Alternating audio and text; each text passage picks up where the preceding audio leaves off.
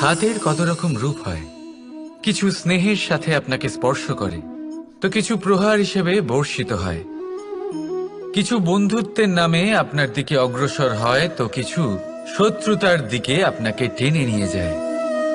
কিন্তু কখনো ভেবে দেখেছেন যে কোন হাত বেশি মূল্যবান? যখন আপনি সফল, যখন আপনি ভালো কাজ করেন, তখন কিছু হাত আপনার জন্য করতালি দেয়।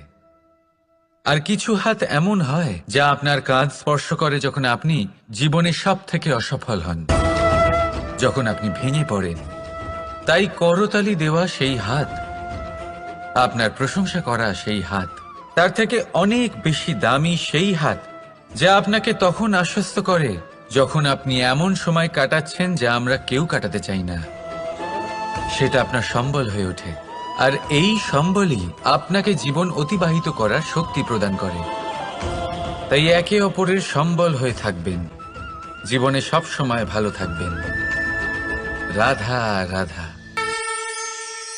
মানুষ, প্রত্যেক মানুষ কাউকে ভালোবাসে, কাউকে ঘৃণা করে, কাউকে সম্মান করে, আবার কাউকে তিরস্কারও করে। মানুষ সবকিছু হতে পারে, সুস্থও হতে পারে, রোগীও হতে পারে, ধনীও হতে পারে, নির্ধনও হতে পারে, বন্ধুও হতে পারে, আবার শত্রুও হতে পারে। যদি কিছু না হতে পারে তা হলো অস্পৃশ্য, অচ্ছুত। ভগবানের কাছে সব থেকে বড় পাপ এই যে মানব শরীর, তা ঈশ্বর প্রদত্ত, তা তার মন্দির। প্রত্যেক শরীরে ব্রহ্মদেব বাস করেন। তাই শরীরের অপমান করা, সেটা ছোঁয়া থেকে দূরে থাকা, এটা কখনো করবেন না। এই জীবনে ছুত অছুত কখনো বিচার করবেন না। পরমেশ্বর যা দিয়েছেন তার সম্মান করতে শিখুন। আর আসুন আমার সাথে ভালোবেসে বলুন, রাধা রাধা।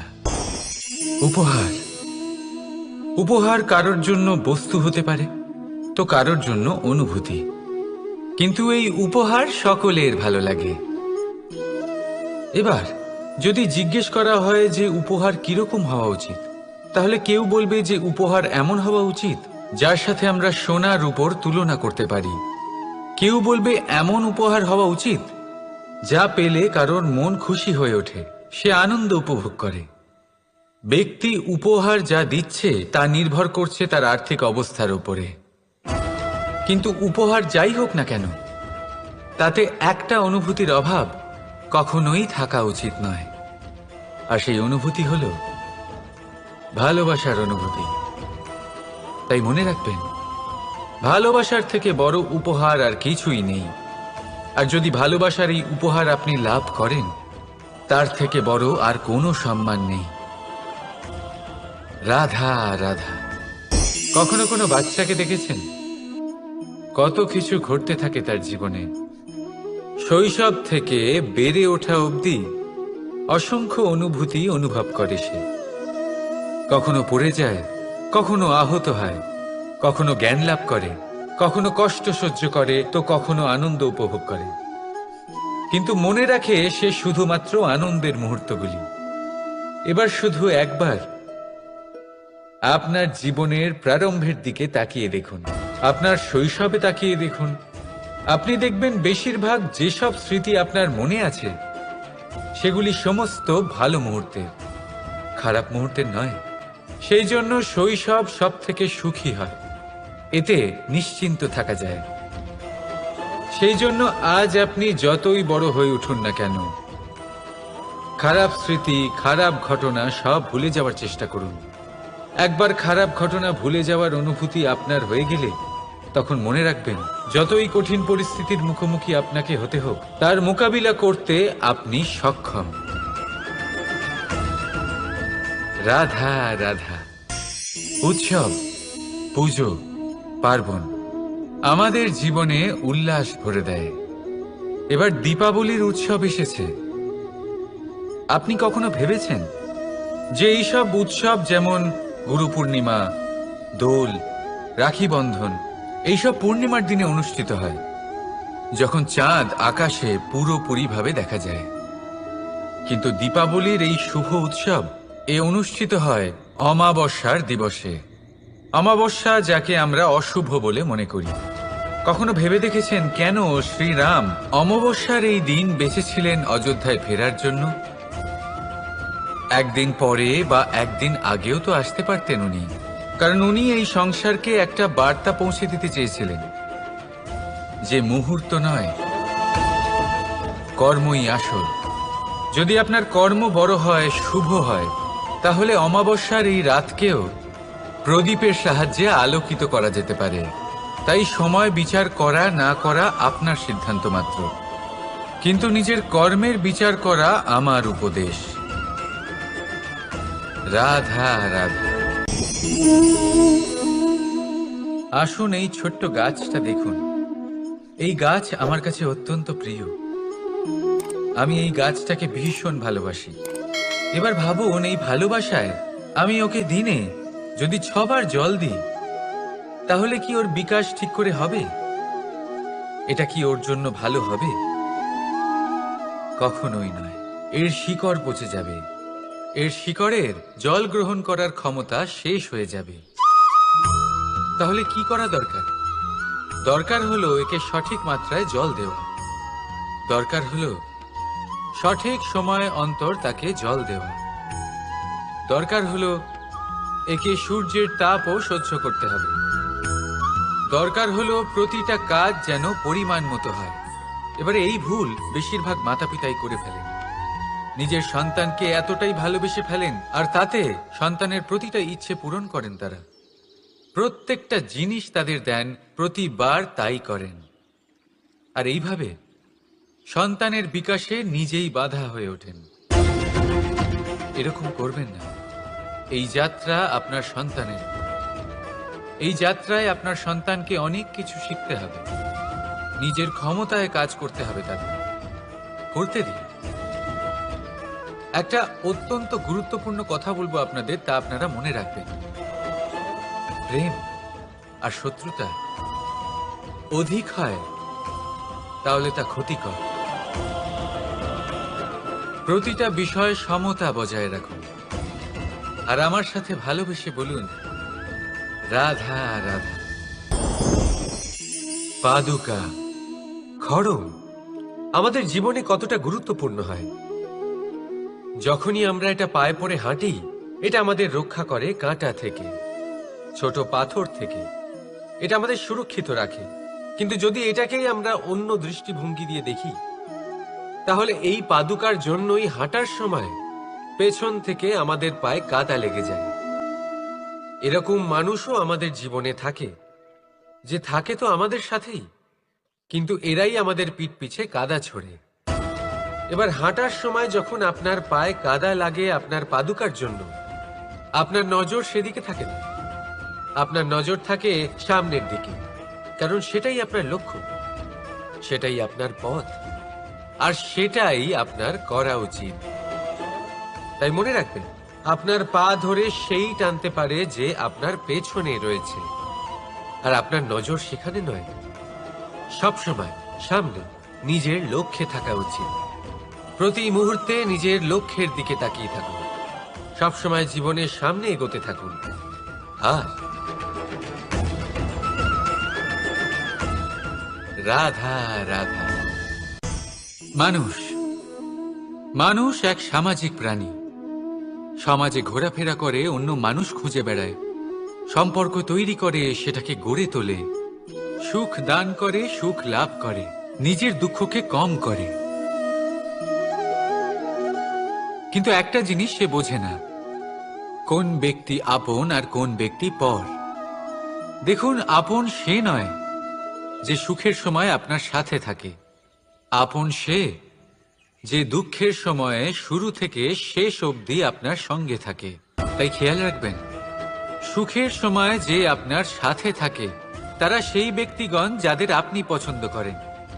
কিন্তু যে দুঃখের সময়, সমস্যার মধ্যে, কষ্টের ও একাকিত্বের মধ্যে আপনার সাথে থাকে, আপনাকে সব সময় সঙ্গ দেয়, তারা সেই ব্যক্তি যারা আপনাকে পছন্দ করে। এবারে কাকে আপনি আপন বানাবেন আর কাকে পর, সিদ্ধান্ত আপনার। রাধা রাধা। নাম কত সাধারণ একটা বিষয়। প্রত্যেক মানুষ যে জন্ম নেয় তাকে একটা নাম দেওয়া হয়, যা সে পেয়ে থাকে তার মাতা পিতার দ্বারা, না হলে তার গুরুর দ্বারা, বা কোনো আত্মীয়ের দ্বারা, বা কোনো কাছের মানুষের দ্বারা। এই নামের সাথেই সে আস্তে আস্তে বেড়ে ওঠে। কিন্তু এটাই কি সেই নাম? এই নামই কি সবকিছু? কখনোই নয়। একটা নাম সেটা যা আপনি জন্মের সময় লাভ করেন, যে নামে আপনি কর্মের পথে অগ্রসর হন। আরও একটা নাম সেটা যা আপনি আপনার কর্মের দ্বারা অর্জন করেন, আর এই নামেই আপনাকে সবাই যুগ যুগ ধরে মনে রাখে। আপনার আসল নাম সেটা নয় যা আপনাকে জন্মের সময় দেওয়া হয়েছিল। আপনার আসল নাম সেটা যেটা আপনি আপনার কর্ম দ্বারা লাভ করেছেন, কারণ সেই লাভের পেছনে প্রচুর প্রয়াস লুকিয়ে থাকে, অনেক পরিশ্রম লুকিয়ে থাকে। কিন্তু যদি আপনি চান যে মানুষ আপনার নাম মনে রাখে, তাহলে আপনাকে কর্মের পথে অগ্রসর হতেই হবে, শুভ কর্ম করতে হবে, অনর্গল চেষ্টা করে যেতে হবে, মহান কাজ করতে হবে। আর বিশ্বাস করুন, আপনি একটা মহান নামের ফল অবশ্যই লাভ করবেন।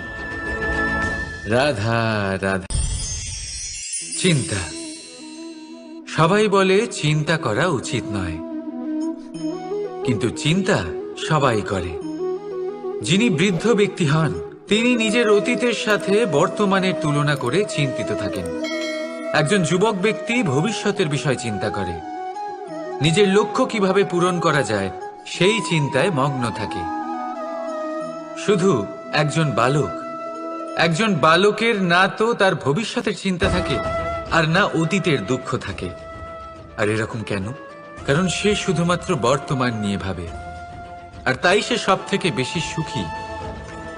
তাই মনে রাখবেন, যদি আপনি আপনার বর্তমানের বিষয় ভাবেন, তাতে বাঁচেন, সেটাকে ঠিক রাখেন এবং সেটাকে আরো ভালো করে তোলেন, তাহলে আপনার অতীত আর আপনার ভবিষ্যৎ আপনা থেকেই ঠিক হয়ে যাবে। আসুন আমার সাথে ভালোবেসে বলুন, রাধা রাধা। মানুষের কত রকম অনুভূতি হয়, কিন্তু সে সেটাই করে যেটা সে আজ অবধি করে এসেছে, আর এটাই তার সব থেকে বড় ভুল। আপনাকে যদি উদাহরণ দিই, তাহলে একটা গোয়ালা যে ছোটবেলা থেকে একটাই কাজ করেছে, গরুকে চড়িয়েছে, দুধ বের করেছে, সে সারা জীবন সেটাই পাবে, শুধু দুধ। কিন্তু ভেবে দেখুন, যখন এই দুধ কোনো ময়রার কাছে যায়, তখন সে সেটা দিয়ে মালপোয়া বানায়, মাখন বানায়, বিভিন্ন রকমের সুস্বাদু মিষ্টি বানায়, ঘি বানায়। সে বড় কিছু করে, তার বদলে সে বড় কিছু পায়। তাই মনে রাখবেন, যদি আপনি সেটা করেন যেটা আপনি সব সময় করে এসেছেন, তাহলে আপনি সেটাই পাবেন যা আপনি আজ পর্যন্ত পেয়ে এসেছেন। নতুন কিছু করার চেষ্টা করুন, আলাদা কিছু করার চেষ্টা করুন, নিজেকে বদলানোর চেষ্টা করুন, নিজেকে প্রস্তুত করুন, নতুন কিছু করুন। তাই মনে রাখবেন, যদি আপনি এমন কিছু করেন যা এর আগে কেউ কখনো করেনি, তাহলে আপনি এমন কিছু পাবেন যা এর আগে কেউ কখনো পায়নি। তাই নতুন উপায়, নতুন চেষ্টার দ্বারা নতুন কর্মের পালন করুন, নতুন চিন্তা নিজের ভেতরে জাগ্রত করুন, কারণ এই চিন্তাই সত্য হয়ে আপনার জীবনে আসবে। রাধা রাধা। যদি আমি আপনাকে জিজ্ঞেস করি যে এই সংসারে সব থেকে মাহাত্ম্যপূর্ণ বস্তু কি, তাহলে আপনি বলবেন জল। আর একদম ঠিক বলবেন। কিন্তু কোন কারণে? এই জন্য যে সে আমাদের জীবন দান করে, এই জন্য যে সে আমাদের তৃষ্ণা মেটায়, নাকি এই জন্য যে আমাদের দৈনিক কাজ থেকে শুরু করে আমাদের মৃত্যু অবধি কাজে আসে, সব কাজে আমাদের সাহায্য করে? না, এর পেছনে একটা কারণ হলো জলের প্রকৃতি। ভেবে দেখুন, সমুদ্রের এই জল সূর্যের তাপ সহ্য করে বাষ্পীভূত হয়, তারপর উপরে গিয়ে মেঘে পরিণত হয়, তারপর সেই মেঘ রূপে প্রবাহিত হয়ে কোনো পর্বতের সাথে ধাক্কা খেয়ে বর্ষা হয়ে এই পৃথিবীতে বর্ষিত হয়। আর এই পৃথিবীর ধূলিকণা এর মাটিকে নিজের মধ্যে ধারণ করে। মানুষের দ্বারা, অন্য প্রাণীর দ্বারা যে ময়লা ছড়িয়ে পড়েছে তাকে নিজের মধ্যে ধারণ করে, আর তারপর ফের অগ্রসর হয়ে পড়ে সমুদ্রের দিকে, সমুদ্রে মিশে যায়। কিন্তু তবুও আবার বাষ্পীভূত হওয়ার সময় সেই ময়লাকে সে সেখানেই ফেলে যায়, সেই ময়লাকে নিজের সাথে নিয়ে যায় না। ব্যাস, এটাই জলের প্রকৃতি, যা তাকে মহান করে তোলে। আপনিও আপনার জীবনে আপনার কর্ম করুন, মহান কর্ম করুন, ভালোভাবে করুন, কিন্তু সেই কর্মের সাথে যে অহংকার আসে সেটা নিজের মধ্যে প্রবেশ করতে দেবেন না। তার থেকে ওপরে উঠুন। আপনি নিজেকে জলের মতো হালকা অনুভব করবেন। রাধা রাধা। এই সংসারে যেই জন্মগ্রহণ করে কিছু না কিছু অবশ্যই শেখে, এবং তার জন্য থাকে তার গুরুর অবদান। এবার এই গুরু কে হবেন তা আমরা নির্বাচন করি। হয়তো তিনি আমাদের মাতা পিতা হতে পারেন, হয়তো বন্ধু হতে পারেন, হয়তো দাদাও হতে পারেন, আদর্শ হতে পারেন, বা হয়তো গুরুকুলের শিক্ষাকর্তা গুরুও হতে পারেন। এবার সংসারের এমন কিছু জিনিস আছে যা জগতের কোনো গুরুই শেখাতে পারবেন না, তা আপনাকে সময় শিখিয়ে দেবে। কারণ এই সংসারে সময়ের থেকে বড় গুরু আর কেউ হয় না। এবার সময় আর গুরুর মধ্যে একটা সাদৃশ্য আছে আর একটা তফাতও আছে। সাদৃশ্য হলো যে সময় আর গুরু দুজনেই আপনাকে শেখায়। তফাতেই যে গুরু প্রথমে আপনাকে শিক্ষাদান করে, তারপর আপনার পরীক্ষা নেন। সময় প্রথমে আপনার পরীক্ষা নেয়, তারপর আপনাকে শিক্ষা দেয়। এবার শিক্ষা লাভ করে পরীক্ষা দেওয়া আর পরীক্ষা দিয়ে শিক্ষা লাভ করা এই দুই ভিন্ন বিষয়। আর সব সময় মনে রাখবেন, এই সময়ের থেকে আপনি যা শিক্ষা লাভ করবেন তা সব সময় যত্ন করে আপনার কাছে রেখে দেবেন। কারণ সময়ের থেকে বড়, সময়ের থেকে দামি, সময়ের থেকে অত্যন্ত আধুনিক আর কোনো গুরু নেই।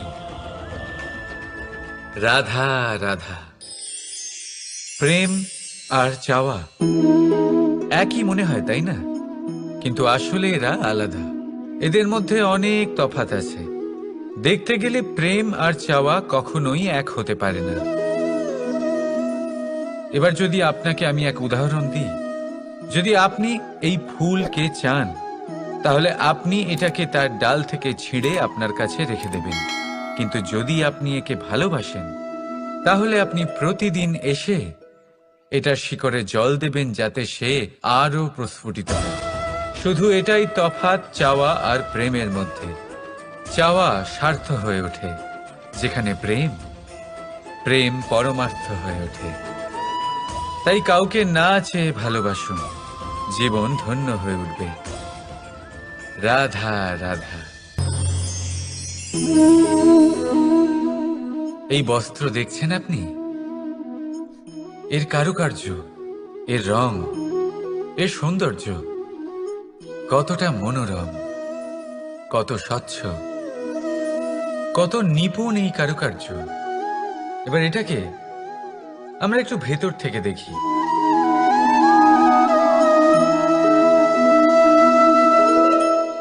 আপনি কি সেটাই দেখতে পাচ্ছেন যা আমি দেখতে পাচ্ছি? এটাই হয় আমাদের ব্যক্তিত্বের সাথেও, এটাই হয়। এই সমস্ত ঝামেলাগুলি মিটিয়ে নেওয়ার জন্য আমাদের সেই ঝামেলার মুখোমুখি হতেই হয়। তাই এই ঝামেলার দ্বারা কখনো ভয়ভীত হবেন না। এটাই আপনাকে একটা আনন্দময় জীবনের দিকে নিয়ে যাবে। রাধা রাধা।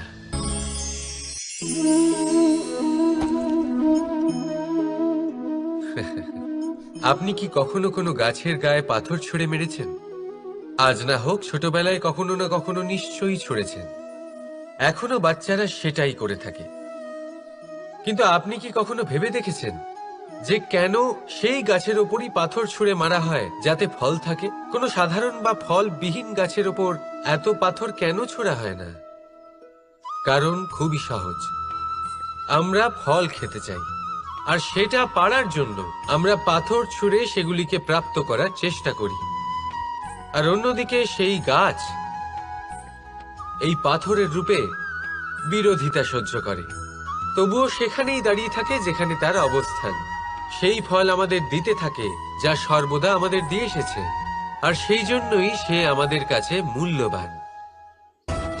তাই মনে রাখবেন, আপনার জীবনেও এরকম অনেক মানুষ আসবেন বা হয়তো এখনই আছে যারা আপনার বিরোধিতা করেন, যারা আপনার জীবনে সংকট ডেকে আনেন, আপনাকে দোষারোপ করেন, কিন্তু আপনার নজর সেদিকে থাকা উচিত নয়। তাই একটা গুরুত্বপূর্ণ সত্য সবসময় মনে রাখবেন, সেই গাছের ওপরেই পাথর এসে পড়ে যে ফল ধারণ করে, যে মূল্যবান হয়। রাধা রাধা। আপনি জীবনে কখনো দেখে থাকবেন অথবা শুনে থাকবেন যে মানুষ যখন দুধ পান করে তার মধ্যে যদি কোনো মাছি এসে পড়ে, সে আর সেটা পান করে না, সেই দুধকে কোথাও ফেলে দেয় সে। কিন্তু ভেবে দেখুন, এখানে পরিস্থিতি একটু আলাদা হলে, দুধের বদলে ঘি থাকলে মানুষ কি করে? সেই ঘি ফেলে দেয় না, সেখান থেকে মাছিটাকে বের করে ফেলে দেয়। এটা দিয়ে আমরা কি শিক্ষা পেলাম? এটাই যে এখানে মাছি গুরুত্বপূর্ণ নয়, গুরুত্বপূর্ণ হলো সেই খাবার, ঘি। এবারে ভাবুন, দুধ আর ঘি এই দুই উৎপন্ন হয় গরু থেকে, তাহলে বেশি মাহাত্ম্য ঘিকে কেন দেওয়া হয়? তার কারণ, যে যত বেশি তাপ সহ্য করে সে তত উৎকৃষ্ট হয়, সে ততটা মূল্যবান হয়। এতটাই মূল্যবান যে যদি তাতে কোনো দোষও থাকে মানুষ সেটা গ্রাহ্য করে না। তাই মনে রাখবেন, এই পুষ্টি অপুষ্টি এ শুধুই নামমাত্র, কিন্তু পরিশ্রম করা, সংঘর্ষ করা, তাপ সহ্য করা, এটা মানুষের অনুভূতি। তাই নাম নিয়ে না ভেবে অনুভূতির ওপরে মনোনিবেশ করুন, তাকে গুরুত্ব দিন। আর আসুন আমার সাথে ভালোবেসে বলুন, রাধা রাধা। ঈশ্বর লতা পাতাকে দাঁড়িয়ে থাকার শক্তি দেননি, ঈশ্বর এই শক্তি দিয়েছেন বৃক্ষকে।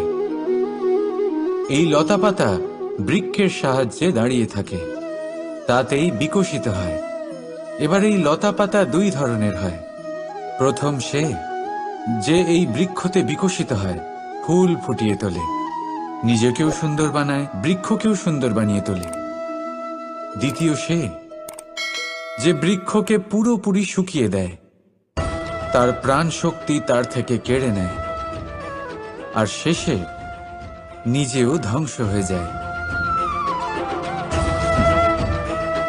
তাই মনে রাখবেন, যে ব্যক্তি সবসময় আপনার সাথে থাকে, সবসময় আপনার সম্বল হয়ে থাকে, সবসময় সে আপনাকে সাহায্য করে, আর যদি আপনি তার সাথে ছলনা করেন, আপনার অন্ত নিশ্চিত। এরকম কখনো করবেন না। সেই ব্যক্তিকে ভালোবাসা দিন, সম্মান দিন, আর আমার সাথে প্রসন্ন হয়ে বলুন, রাধা রাধা। যখনই আমরা প্রসন্ন হই, কোনো শুভ অনুষ্ঠান থাকে, আমরা সাফল্য লাভ করি, আমরা সবার আগে আপনজনদের মিষ্টিমুখ করাই। আর এটা ভালোই, মিষ্টিমুখ করালে মনও মিষ্টি হয়ে যায়। কিন্তু এই মিষ্টতা শুধুমাত্র মিষ্টির মধ্যে থাকে না, কারণ এই স্বাদ নয়, এই এক অনুভূতি। জিহ্বার স্বাদ গলায় গেলেই শেষ হয়ে যায়, সেখানে অনুভূতির স্বাদ সারা জীবন মনে থেকে যায়। তাই আপনি যখনই আপনজনদের মিষ্টিমুখ করাবেন, শুধু সেই মিষ্টি দিয়ে কেন, যা কিছুক্ষণের জন্যই থাকে, সেই অনুভূতির দ্বারা, সেই মিষ্টি কথার দ্বারা, সেই মিষ্টি ব্যবহারের দ্বারা সবাইকে খুশি করুন। মানুষ সারা জীবন মনে রাখবে, না থাকবে কোনো তিক্ততা, আর না থাকবে কোনো শত্রুতা।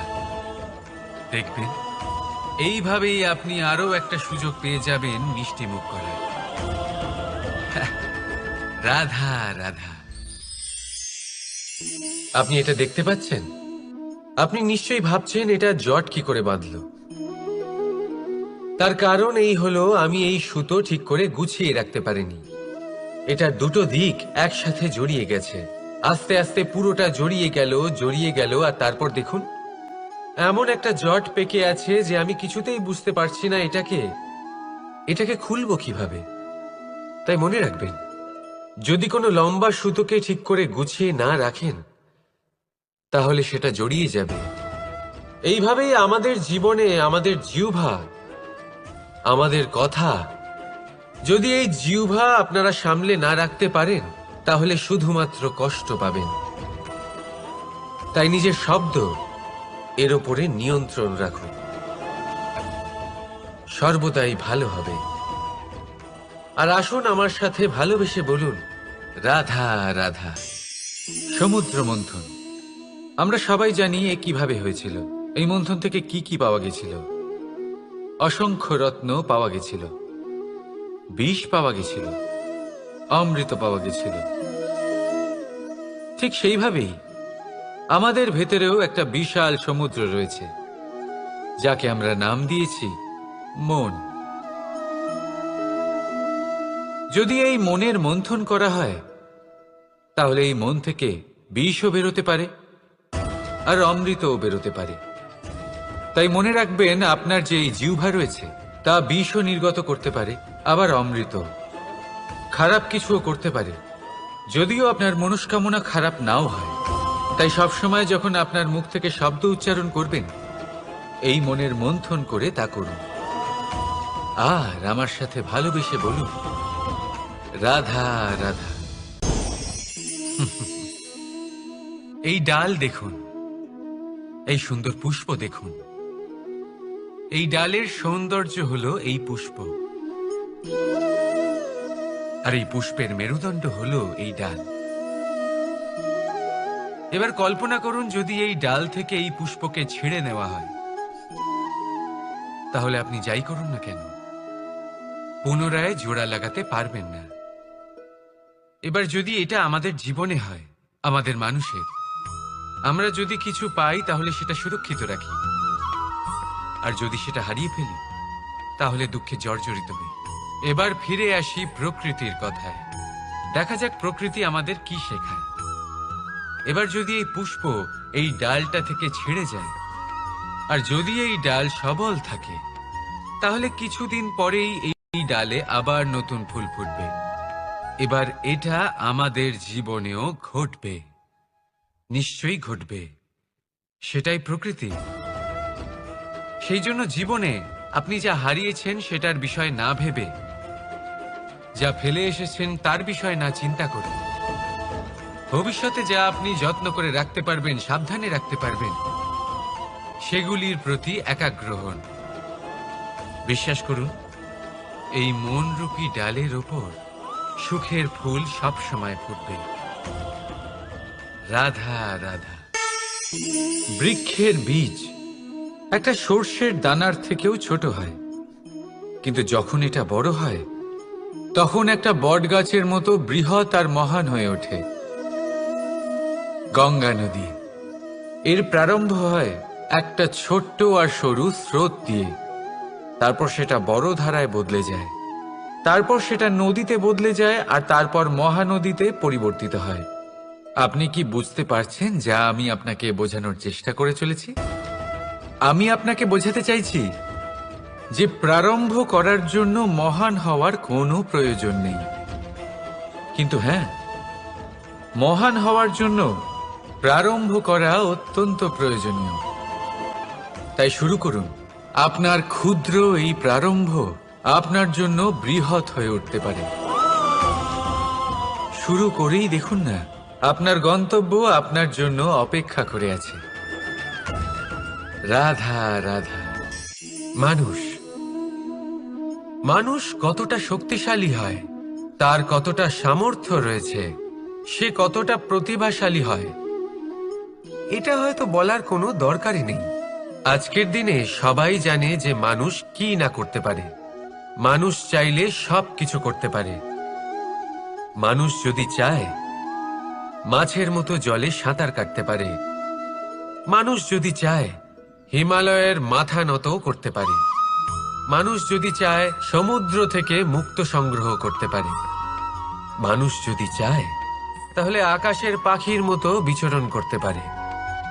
মানুষ চাইলে সব কিছু পেরে সে জ্ঞান, সম্পত্তি, পরিবার, সাফল্য সবকিছু।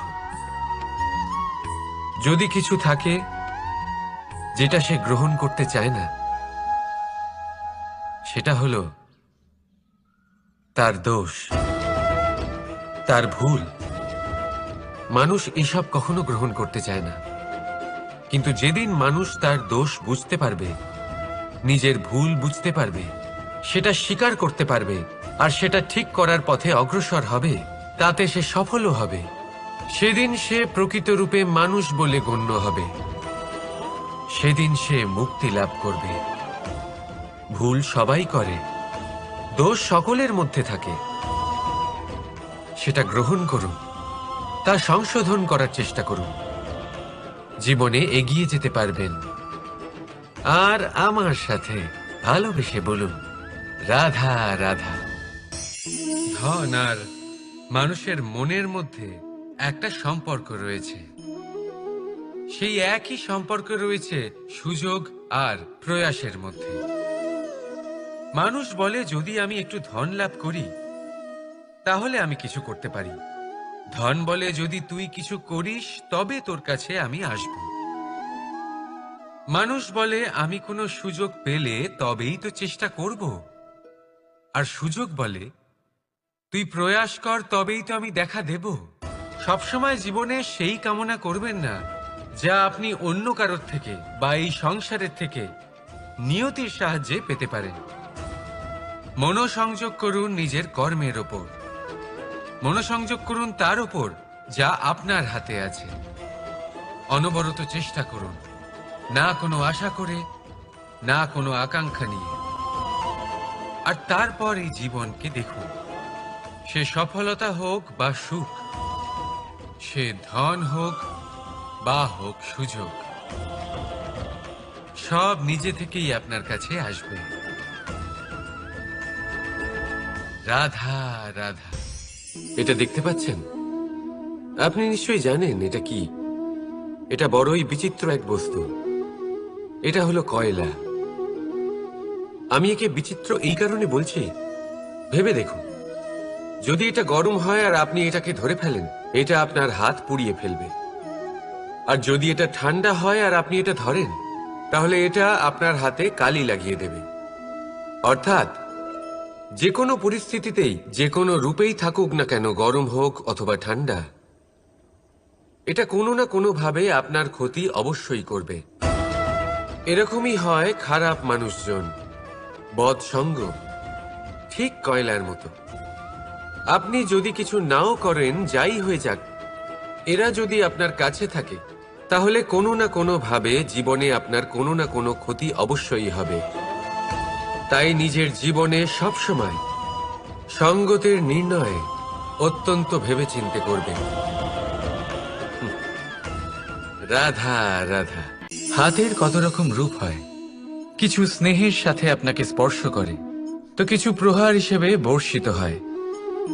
কিছু বন্ধুত্বের নামে আপনার দিকে অগ্রসর হয়, তো কিছু শত্রুতার দিকে আপনাকে টেনে নিয়ে যায়। কিন্তু কখনো ভেবে দেখেছেন যে কোন হাত বেশি মূল্যবান? যখন আপনি সফল, যখন আপনি ভালো কাজ করেন, তখন কিছু হাত আপনার জন্য করতালি দেয়। আর কিছু হাত এমন হয় যা আপনার কাঁধ স্পর্শ করে যখন আপনি জীবনে সব থেকে অসফল হন, যখন আপনি ভেঙে পড়েন। তাই করতালি দেওয়া সেই হাত, আপনার প্রশংসা করা সেই হাত, তার থেকে অনেক বেশি দামি সেই হাত যা আপনাকে তখন আশ্বস্ত করে যখন আপনি এমন সময় কাটাচ্ছেন যা আমরা কেউ কাটাতে চাই না। সেটা আপনার সম্বল হয়ে ওঠে, আর এই সম্বলই আপনাকে জীবন অতিবাহিত করার শক্তি প্রদান করে। তাই একে অপরের সম্বল হয়ে থাকবেন, জীবনে সব সময় ভালো থাকবেন। রাধা রাধা। মানুষ, প্রত্যেক মানুষ কাউকে ভালোবাসে, কাউকে ঘৃণা করে, কাউকে সম্মান করে, আবার কাউকে তিরস্কারও করে। মানুষ সবকিছু হতে পারে, সুস্থও হতে পারে, রোগীও হতে পারে, ধনীও হতে পারে, নির্ধনও হতে পারে, বন্ধুও হতে পারে, আবার শত্রুও হতে পারে। যদি কিছু না হতে পারে তা হলো অস্পৃশ্য, অচ্ছুত, ভগবানের কাছে সব থেকে বড় পাপ। এই যে মানব শরীর, তা ঈশ্বর প্রদত্ত, তা তার মন্দির। প্রত্যেক শরীরে ব্রহ্মদেব বাস করেন, তাই শরীরের অপমান করা, সেটা ছোঁয়া থেকে দূরে থাকা,